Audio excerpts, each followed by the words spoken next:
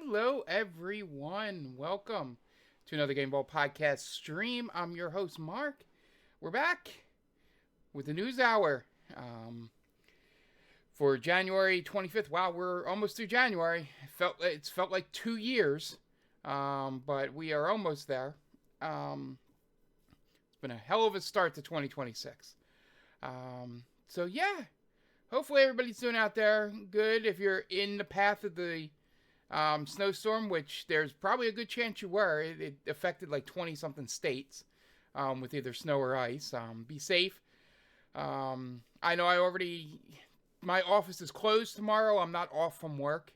But that's good. I don't have to leave the house, which is awesome. I might end up going to Wawa at some point tomorrow. Depending on how the roads look, I might actually, I have to go get cat food. So I might venture out depending on how the roads look in like the afternoon tomorrow.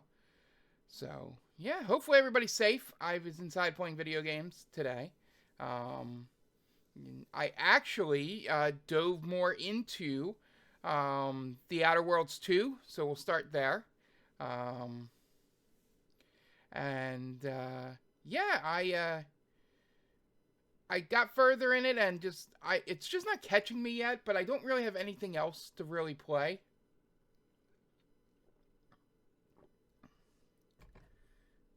Splatoon's a great game to watch. Outer Worlds 2, probably not so much a great game to watch. The writing is good and fine. You know, it's Obsidian. It's that absurdist stuff that they're doing with this. I guess it's a commentary on capitalism and all that.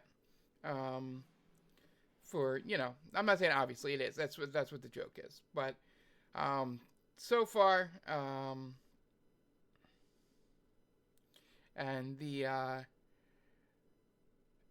haven't gotten any companions I like. I've just been taking your main guy that you get at the very beginning with me, and I'm like, it's really frustrating game. In that the shooting feels great. The quests are good. The weapons are you can understand them.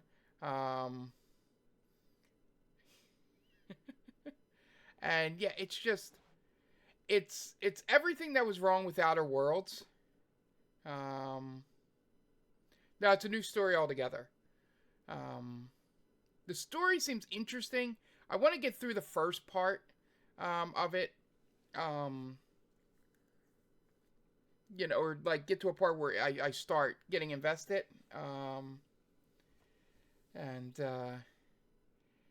Yeah, it's just I'm hoping for more. I think I was hoping after Outer Worlds has the same problems that had for me, but that really didn't catch me with anything. I don't know. It's hard to explain. I would say at least if you can get it without needing to pay for it or anything, I would give the first few hours a try and see what you think. But yeah, it's I gave it a good clean shot today. I'm probably going to keep playing it just because my other choices are, maybe I could play Star Wars Outlaws because I just got that for free. I think maybe because the other games I'm playing are like NCAA, Sonic Cross Worlds, and like games that aren't story games. So maybe I'll look and see if something's out that I should check out and all that. But yeah, just a little disappointed that I've had all this time and there hasn't been a game. I'm just watching people play old games. Like I'm watching someone stream FF8, someone stream Final Fantasy X. Somebody stream Expedition 33, and I'm just like, I just want a game with a story that I can't. I know there's a million of them out there, and there's a million on my backlog, but it's just like, I don't know. It's just been a weird 2 weeks in terms of finding games here. I think that's why I'm having the most fun with in transitioning. Even though I didn't play it this week, I did want to talk a little bit about it because I had some more thoughts. Fantasian's coming up after Trails. That's why I'm not playing. Literally, that game, Night Duck, that game mocks me from my uh, game rack. I can see it, but it is the game I'm playing after Trails. And if I didn't have such a worn out night yesterday with work stuff coming involved in your birthday parties and just a whole bunch of stuff, I would have streamed Trails again last night because that's the game I'm most looking forward to, and that's where I was transitioning into. I didn't play that this week, but that's the one game that knows how to get its hooks in me immediately, and it's something I'm finding out not all games can do. Maybe I've just been really good lately finding the games that do that. But yeah, so Fantasian is next on that list. I'm thinking of doing Fantasian and then one more game after that and then third chapter. Yeah. Yeah. If I wasn't streaming that, I would be playing it. But yeah, I was more talking about it in the sense of just like, I don't know. It could be just me. That's the main part of this opening thing is I mainly played Outer Worlds 2, Sonic Crossworlds, and NCAA 14 is all I've really been playing. And yeah, it's just, I'm just like, last year had so many bangers come out and right after one another that maybe it's a little bit of that. But yeah. Update, NCAA, I'm still kicking ass. That I'm starting to learn how to do certain things with the recruiting, finally. And Sonic Crossworlds, every time I play that, I'm like, okay, I'm getting better at this game. And I like its progression better than Mario Kart. So, having fun there. And yeah, it's just we're going to talk about it in the news, games that got announced that I'm excited about, but they're not coming out for a while. And yeah, it's just, I don't know. I just want to vent a little bit about the malaise I'm in terms of off stream games. I'll say. Yeah, it's just, I don't know why I'm gravitating towards. I think the one thing Sonic does, which is really dumb when you think about it, but actually gets me more invested, is they have rivals. Like when you're in the race, in a Grand Prix, they pick one character to be your rival during that Grand Prix. And basically, you beat them, you get extra points or whatever they give you towards buying upgrades and things.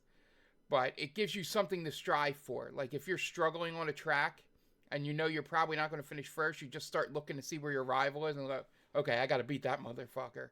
And then it keeps you engaged. And I really like that system a lot in there. And I feel like the drifting is more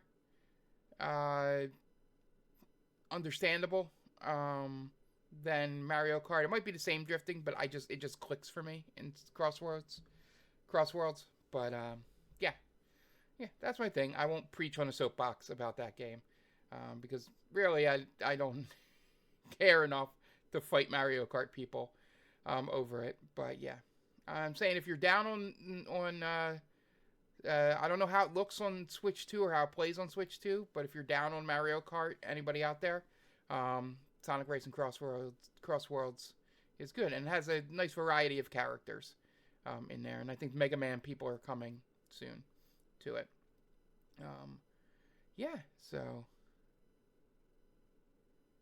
we fight them together. Yeah, hell yeah. Yeah, so that's about all I've been playing. Usually the segment goes a little longer, but there's only so much that I can talk about college football when I know like a bunch of the audience does not care about sports ball. And yeah, and the only game I did play a significant chunk of, hasn't really grabbed me. I might play some more next weekend or some point this week, but yeah. All right, so let's move on to the news. And as I mentioned, wrong one. Sorry for the video streamers out there. There we go. Whew, I hit the wrong button. All right, so first news out there. This is more recent stuff, but the Mario Galaxy movie release date was brought forward to be in more global alignment. So they did a direct. We're going to talk about what was in the direct next, but Nintendo and Illumination premiered the latest trailer. Hidden at the bottom of the news release for it is that the Galaxy release date has been brought forward 2 days to April 1st, 2026. The Super Mario Galaxy movie will move from April 3rd, 2026 to April 1st, 2026 in the US and many additional markets globally, and will release on April 24th, 2026 in Japan, with select territories releasing throughout April, the announcement reads. So, only moving it up 2 days, but yeah, an interesting little thing to kind of just bury at the bottom of like a press release, but I thought this was probably more the newsy element of this release. But yeah, so the Nintendo Direct this week was the Super Mario Galaxy trailer. And more characters and plot details have been confirmed, along with the second trailer. The new trailer shows Mario and Luigi riding motorbikes to Tostarena Kingdom from Super Mario Odyssey, where they've been called to look at a problematic pipe. Inside the pipe is Yoshi, finally confirming the tease at the end of the first movie that he would be making his debut in the sequel. The trailer also shows Luigi wearing a frog suit and also confirms that Birdo, Baby Mario, and Baby Luigi will be in the movie. After the first trailer was released, people were asking, is Yoshi not going to be in the movie? Nintendo Shigeru Miyamoto said during the Nintendo Direct. Of course he's in it. For over 30 years, Yoshi has been a significant part of Mario's adventure. Illumination's, I think that's Melodandry, also confirmed during the press conference, the presentation, that the animation is fully complete on the movie, which is now in post-production. Yeah, so... yeah, I mean...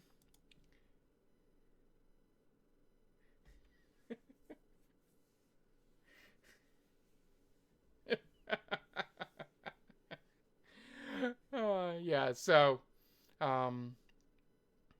yeah, so like I said, the Mario thing was the most for kids Mario stuff.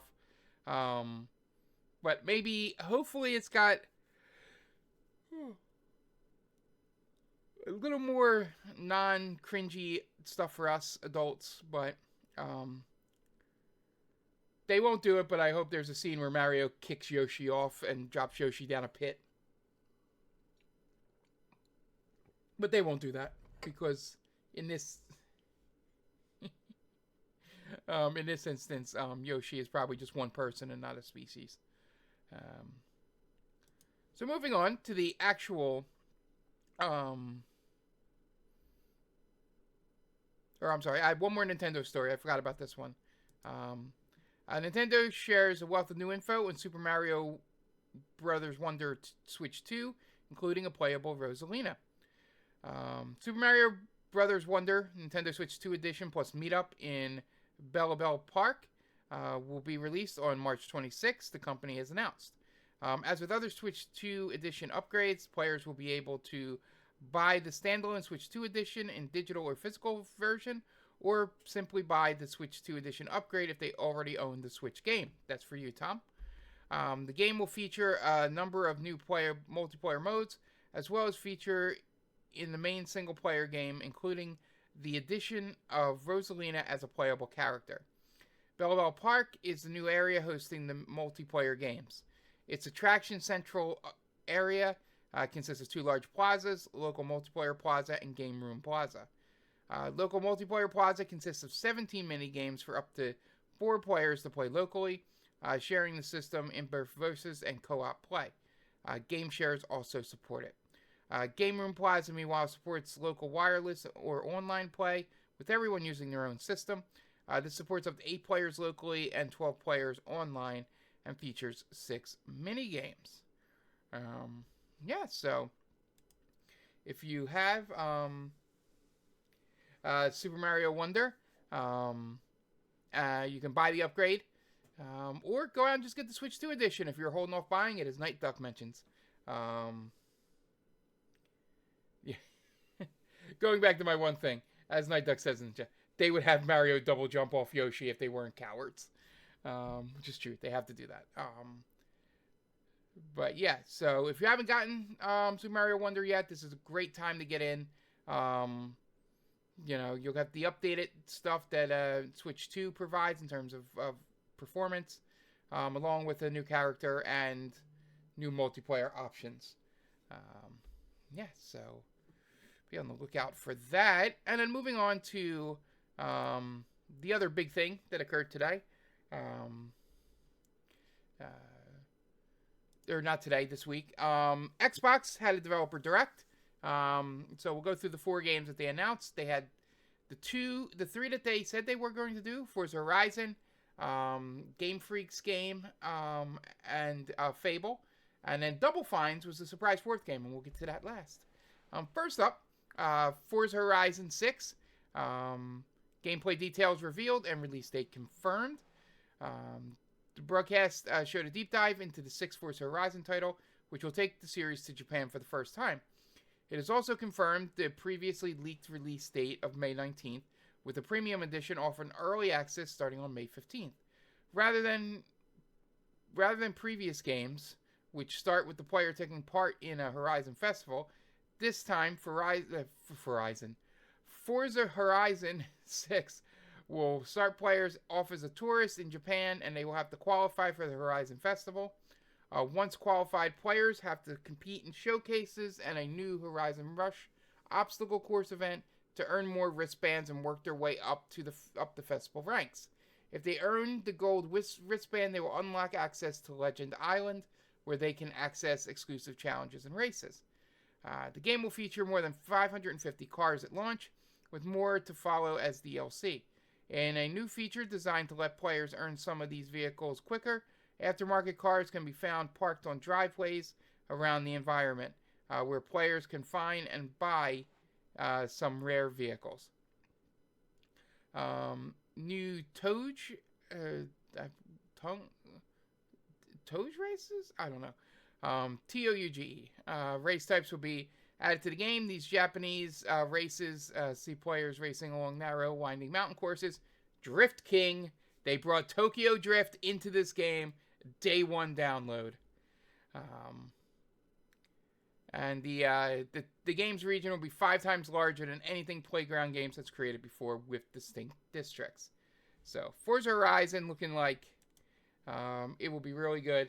And definitely something I'm going to play at the beginning, and I'm going to exclusively do and become Drift King. I'm going to be DK by the end.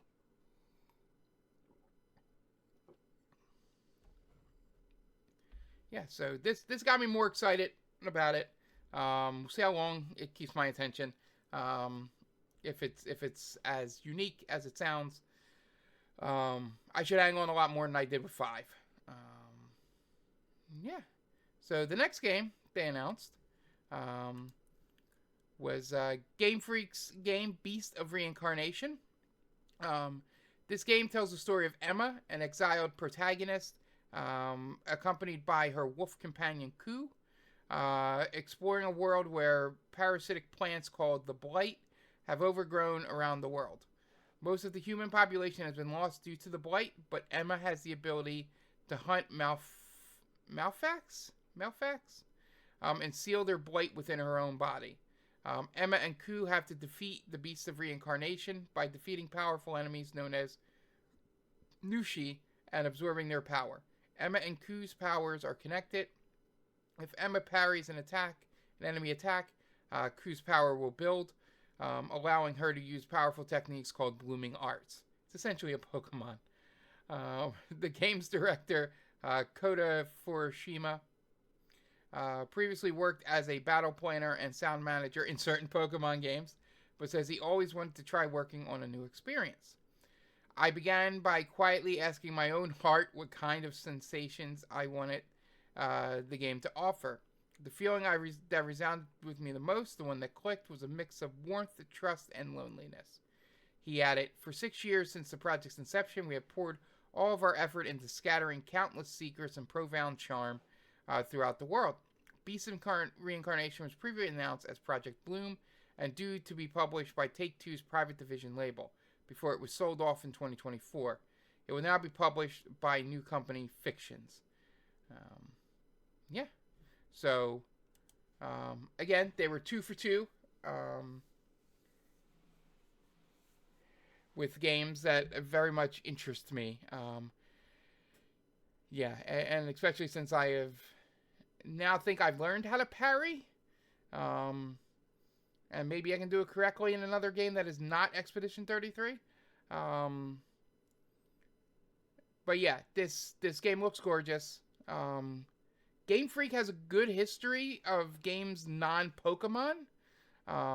So I'm not worried about that. And I'm just trying to see if they have their other games in here. No, they didn't list their other games, and I didn't look it up. But yeah. So Beast of Reincarnation should at least be good. I don't expect it to be a monument of failure or boring or anything like that. Like I said, Game Freak does a good job with their non-Pokemon games. All right, moving on to the third game they announced. They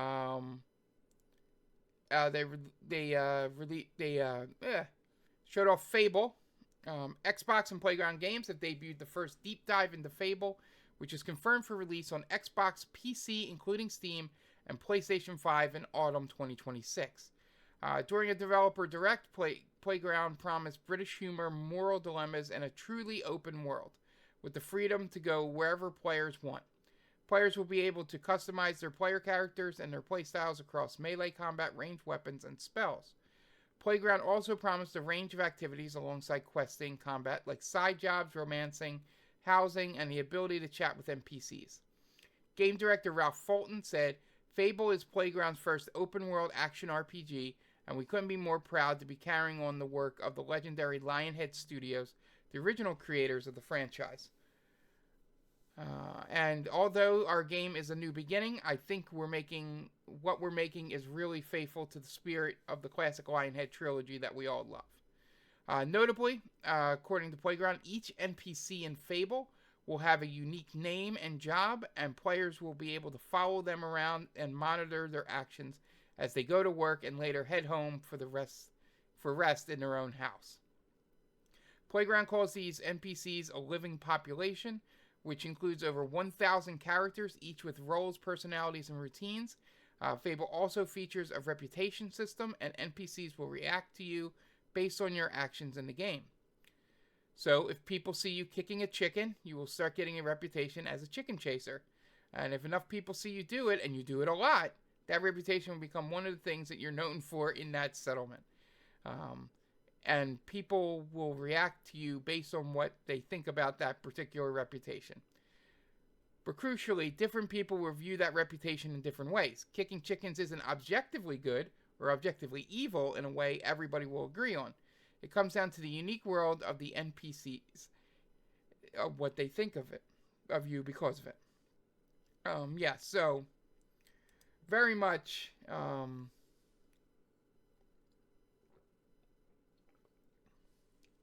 yeah. The power of the Xbox 360. Yeah, that's what I was thinking reading through this. I would be happy if it's just better resolution, bigger Fable 2. I absolutely adored Fable 2. So I wouldn't be mad at that. But yeah, they're kind of talking like it's this new thing. Yeah, Fable's good. Fable 2 is great. And Fable 3 was disappointing. I guess it was, it was too much pressure going into that one. But yeah, so if it's just better Fable 2, I'll take it and have them get a second crack at it after they see start implementing their own ideas.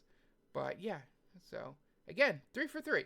All 3 of these games, I'm like, yes, thumbs up, I'm going with you. And then the 4th game that was announced, Double Fine reveals Kiln. I believe that's how you say it. A pottery-based multiplayer party brawler. Players take control of a small spirit who can't battle unprotected, and so decides to create some armor. Players sculpt this armor out of clay using a pottery wheel, meaning they have full control over its appearances and properties. Will you be big or small, wide or tall? Will you make a plate, a jug, a cup, or a bowl?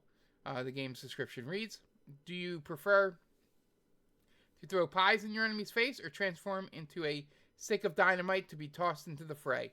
There are multitudes of different sizes and combinations to discover, each with their unique abilities and attacks, along with a new and surprising ways to play. Players can also decorate their pots using a positively dizzying selection of toppers, handles, sprouts, glazes, charms, and stickers. Once players create their armor, they take part in Quench Mode, which features 4-on-4 online battles.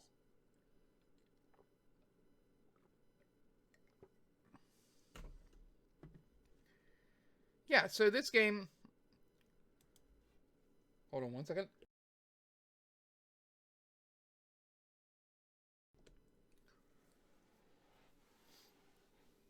Yeah, it's... This one's interesting. The best comment I saw about this is that, look at Double Fine just making the same boilerplate things over and over again, which made me laugh because, and it was like just following the trends of lighthouses that walk and pottery that fight each other. Yeah, so this game very much feels like, a Double Fine-esque in that uniqueness. They usually pull this stuff off, so I don't know, like, I didn't feel as strongly about this as I did the other 3. But then again, it's like with every Double Fine game I've ever played, I go into it going, is this the one that I'm not going to get? And is this the one that, isn't really going to work for me? And all the time, I'm wrong, and I love the game. I haven't played the Lighthouse game yet, so maybe that's the one and I just missed it. But until Double Fine proves me wrong, I will give them the benefit of the doubt on all their games. It seems like, it could be, pretty good. The fun part is I don't think Xbox is doing too many exclusives anymore, which is obvious. But this is coming out for... Series X, PS5, and PC. So, and all 4 games will be on Game Pass. So if you still have Game Pass, and aren't still involved in the BDS boycott, you will get all 4 of these games. Yeah, so a pretty good slate here. No duds with it, but it's just I want to get these games in my hand. I want to play them. Yeah. All right, so moving on to some more Xbox news. And as I noticed from those things, Xbox says it wants to be more consistent with its PS5 release timing in the future. Xbox Studios boss has said Microsoft is going to try to be more consistent with its PlayStation 5 release strategy going forward. In its continued push towards becoming a multi-platform business, Xbox released 6 titles for PlayStation 5 in 2025, with more planned for this year. However, it's been somewhat inconsistent with its release strategy so far. While some games arriving later on PS5, like Indiana Jones and Avowed, while others were released on day one, like Gears of War Reloaded and The Outer Worlds 2. The inconsistency is set to continue in 2026, with this week's Xbox Developer Direct confirming Fable is a day one release on PS5, whereas Forza Horizon is arriving later on PS5. Speaking of Games Radar, Xbox Studios boss Craig Duncan suggested that the realities of development were the reason for the later release for Forza on PS5. There's always development realities when these projects start, how big a team is, and what the plans we have at the start of development. Like you said, when a strategy changes, maybe you got a plan that exists with the game, and maybe you can adopt that, maybe you can't. So that's why. So essentially, he was asked about an ideal scenario for release time going forward. He says, "My number one job is to help our teams be successful. If I think about my role, some of that is optionality about what we do, and what we approach." Jesus. You used the word port before, and not to sort of pick you up on that word specifically, but wherever our games show up, we want them to show up and be the best they can be for that platform. So we want to take advantage of whatever features and nuances that platform has. So essentially, this is the slow but sure, like I keep saying, I think Xbox's last in-home, under-the-TV hardware is going to be the next system they put out. And then they're just going to turn into a handheld cloud, or they want to, cloud multi console release thing, and just make more money off the software without having to produce hardware. It's getting pretty obvious with their strategy, with their games. And while I agree that exclusivity doesn't work anymore, they're just being pretty blatant about it here. So that ends the Xbox block, I believe. Moving on to Ubisoft, which is another big story that dropped. Ubisoft details major company reset, 6 games canned, 7 delayed, and 2 studios closing. The organization restructuring, which has been in the works for a year, is designed to help the French publisher reclaim its creative leadership and drive a sharp rebound, it said on Wednesday, following a turbulent few years of disappointing game launches and plummeting stock value, which recently resulted in a minority sale to Tencent. As a result, 6 games have been canceled, 7 delayed, and 2 studios have been closed. The 6 canceled games did not meet Ubisoft's new enhanced quality expectations. It said it included the much delayed Prince of Persia Sands of Time remake, a mobile title, and 4 other unannounced games, including 3 original IPs. In addition, Ubisoft said it delayed 7 games to ensure they meet quality expectations. It did not say which games had slipped, but confirmed that the 7 titles included 1 title that was planned for release before April 2026, which will now be released April 2027. Ubisoft has conducted a thorough review of its content pipeline over December and January, the company said. This has led to the strategic decisions to refocus its portfolio, reallocate resources, and comprehensively revise its roadmap over the next 3 years. This will support the objective to return to exceptional levels of quality on the open world adventure segment and step change the group's position in the games as a service native experiences segment. 2 studios were closed as part of the reset, Ubisoft said. It's Halifax and Stockholm studios, which were previously announced. During a web call attended by VGC, the company said it would consider selling other assets but did not specify specific details. So essentially, Ubisoft here, this feels like the last effort before you start selling off the company and IPs start getting sold off, the bigger ones. This is your last ditch effort to try and keep it all together and not just sell everything off. So we'll see. It's always sad when games get canceled. You don't know which of these games were canceled for the right reasons. Maybe 3 of the 4 weren't even close to being anything good, and just wasn't worth throwing the money into. Um, I heard that Prince of Persia thing was pretty close. So I don't know what quality they were looking for that they dropped that one, but yeah, essentially, you know, um, these games or Ubisoft itself is just,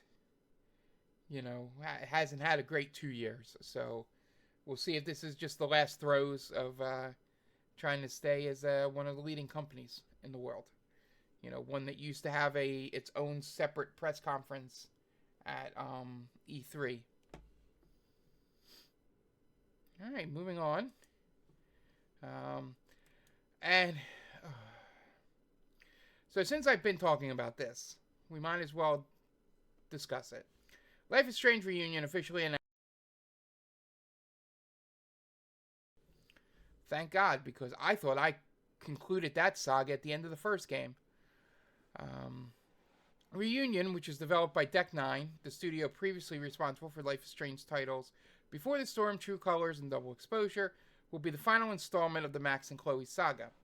While the first Life is Strange game focused on protagonist Max Caulfield and her relationship with her childhood friend Chloe Price, not every game in the series continued their story. Life is Strange 2 and Life is Strange True Colors focus on entirely different protagonists. However, Reunion, which will release on March 26th on PS5, Xbox Series X and S, and PC, promises to not only focus once again on Max and Chloe, but bring their storyline to a conclusion. Players will once again visit Calderon University, where Max Caulfield works as a photography teacher. I guess little spoilers for Double Exposure. Returning from a weekend away, Max finds her beloved Calderon ablaze as a raging inferno destroys the hallowed grounds and ends the lives of Max's friends, students, and faculty alike. Jesus Christ! I didn't hear that part. Max only escapes the devastation due to her rewind powers, returning from the original Life is Strange, a supernatural ability that allows her to reverse time. Jumping back in time through a selfie, Max now has just 3 days to work out how the fire began. Can she make the most of her second chance to prevent this fiery disaster? That's when Chloe Price arrives at Calderon, much to Max's surprise, a shocking repercussion of Max's merging of the timelines at the end of Life is Strange Double Exposure, which I knew about. Haunted by nightmares of a past she never lived, and with her grip on reality unraveling, Chloe needs Max's help. So I got a little less mad, not a whole lot less mad, little less mad, when I was spoiled on what happens at the end of Double Exposure, which I will have to play through to see if I actually like how the story goes. But by merging timelines, it's the cheap way to have both endings occur. Like the save Chloe thing still happens. That was one timeline. The let Chloe die timeline happened, and that was the other, and you've now merged them. And Chloe can live because she was alive in one of the timelines. It's stupid, it's dumb, but it made me slightly less mad that they didn't just go, hey, Chloe's alive, and there wasn't a reason behind it. But yeah, I'll give the game a chance. If I can get Double Exposure done, I might jump into that. Maybe that's a game I jump into to just finish. If I get Double Exposure finished, maybe we stream this. I don't know. Maybe it'd be fun to see me angry at a game. But yeah, so it's not as bad as I thought it was going to be, but it still sucks that they felt they had to go back to the well of Chloe, who I like as a character, but maybe it's just me. I just didn't get the obsession with her. So, I thought there were other characters written a little bit better. But, yeah. I wonder if... they didn't bring back Ashley. Okay. Yeah, because that was, Yeah. This girl does Aloy. Was her, I believe, in Life is Strange. Ashley Birch. So anyway, let's move on to some fun news. Modder creates the Nintendo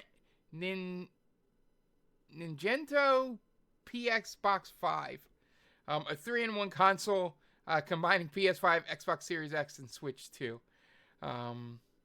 Zhao Ningzi, I guess I would say it, posted a video on her YouTube channel in which she explained how she made her custom console, which I just said the name. I'm not going to try it again. This large console contains a PS5 and Nintendo Switch 2, Xbox Series X, with players able to switch between the three at the press of a button. XNZ, which is her YouTube channel name, says having all three consoles was an inconvenience for her, and while her creation is a large device, it still takes up far less space than having all three systems next to each other, requiring 3 separate power supplies and 3 separate HDMI cables. Joking that the console serves as a symbol of friendship among the 3 sides to put an end to the console war. XNZ explains that combining all 3 consoles unmodified into one box would have resulted in a 10-kilogram hunk of metal totally inelegant. So she decided to try slimming it down. Noting that the main component in all 3 consoles were the motherboard, cooling system, and power supply, she decided to make a console where all 3 motherboards share a single cooling system and a power supply, both of which took up the most space. She used the MacBook Pro as an inspiration because its trash can design connects its 3 main parts to a triangle prism and its cooling system in the middle, sending air throughout a vent in the top. Rather than ordering a custom-made parts for her console, XNZ created her own central block out of aluminum, then screwed buckle plates to it using pure copper. All 3 consoles share a single 250 watt PC power supply, with XNZ noting that this should work well as long as she doesn't try to run 2 games at the same time. She even created a new bespoke dock for the Switch 2, so it could still be removed as a hand and used as a handheld. The finished console has a large triangular button on top, and when an XNZ presses it, the light on the console changes from blue to green to red to signify whether the PS5, Xbox Series X, or Switch is running. I didn't expect the finished product to be this good looking, she says at the end of the video. The 3-in-1 console, I think, looks better than the PS5. Reflecting on her work, she concluded, 3 platforms running normally on a single console. For a moment, I felt a bit dazed. I couldn't believe this was real. It gave me a sense of fulfillment like world peace. The combination of ancient craftsmanship and modern technology is truly beautiful. I'm quite satisfied with the final result of this 3-in-1 system. At first, I just wanted to make it as a joke, but I didn't expect it to be actually useful. And it looks pretty good too. It retains the full functionality of all 3 consoles while reducing the size and simplifying the wiring. I hope it can keep working for a long time, serving as a reminder to those who keep making exclusive games. Stop what you're doing, quit fighting, stop the console war. Yeah. Not all heroes wear capes. Salute to you, NX. This is pretty damn cool. Obviously, she can't sell it, but modding work is amazing to me. It's a pretty cool idea, and especially for a living situation like in Japan or China, where space is at a premium. This is a pretty good job to make sure you have all 3 there. I love the light idea. The light idea was pretty good. To signify which one is on. So, want to move on to some fun news. Yeah, wait for Nintendo to come after her. Well, if all she did was take apart her own, if she used her own parts for like the non-base parts, I don't know if they can come after her. And she's not selling it, so I don't know if she tries to sell it. Then Nintendo's lawyers will be at her door the next day. Um, but yeah, pretty cool ingenuity. If I was one of these, I would try and like bring her in as an intern or like some sort of like, all right, what did you do to make this? And some ideas for maybe saving space on consoles in the future. Um, that'd be a fun idea. All right, finally, new Game Pass titles revealed, including Space Marine 2 and Death Stranding. So the game's coming to Xbox Game Pass. Death Stranding Director's Cut is already out. That's for Ultimate, Premium, and PC. Roadcraft for already out. It's for Ultimate, Premium, and PC. Ninja Gaiden Ragebound Ultimate, Premium, PC. Talos Principle 2 Ultimate, Premium, PC. Anno Mutatium. That's for Ultimate, Premium, and PC. Drop Dushi for Ultimate PC, Premium PC Game Pass. My Sims Cozy Bundle Ultimate PC Game Pass. Warhammer 40,000K Space Marine 2 for Ultimate, Premium, and PC. Indica coming February 2nd. The last group of games were all the 28th and 29th. So they're not out yet. Indica Ultimate PC. And Final Fantasy 2 coming February 3rd for Ultimate, Premium, and PC. They did release Final Fantasy 1. So I guess they're just going to be releasing the pixel remasters one at a time. So, yeah, if you still have Game Pass, those games are coming. I'm looking forward to Indica. There's